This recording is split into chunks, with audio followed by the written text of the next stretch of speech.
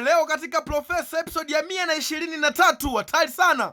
Yaani mimi kabisa nifanye huo upuuzi, huo ujinga.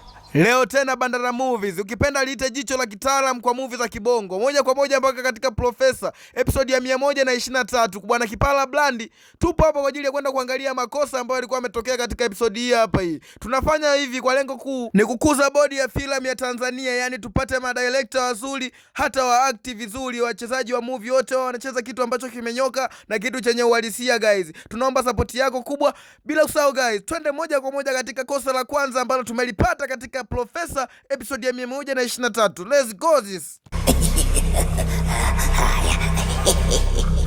Okay guys, kosa la kwanza tumelipata kwa Mr. Kipala aka mwite Profesa katika movie hii hapa hii. Kosa limepatikana vipi?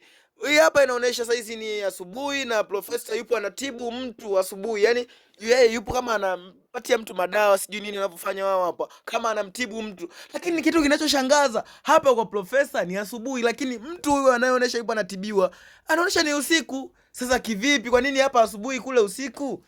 Kwa hiyo hapa kidogo Profesa alitudanganya. Umeona? Hapa anatibu mtu ambaye yeye ni kwake ni asubuhi, alafu kwa huyo mtu anayemtibu yeye ni usiku. Sasa kivipi kuwe usiku afu huku kuwe mchana? Kwa hiyo hapa tayari alitudanganya. Hili ni kosa la director.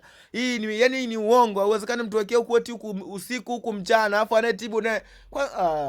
Hapa isee, hili ni kosa ambalo tumelipata katika Profesa. Angalia huyo mtu anatibiwa hapo wakati kule ni mchana, lakini yeye huyo alipokaa huku ni usiku. Kwa hiyo hapa tayari tumedanganywa. Okay guys, usisahau kusubscribe account, kucomment pia na kushare. Hili ni Bandara Movie, ukipenda liite jicho la kitaalamu kabisa katika movie za kibongo. Hii hapa inafanya kazi ya kukuza bodi ya filamu ya Tanzania ili tupate waigizaji na madirector bora kabisa. Okay guys, usisahau kusubscribe, kulike pamoja na kushare.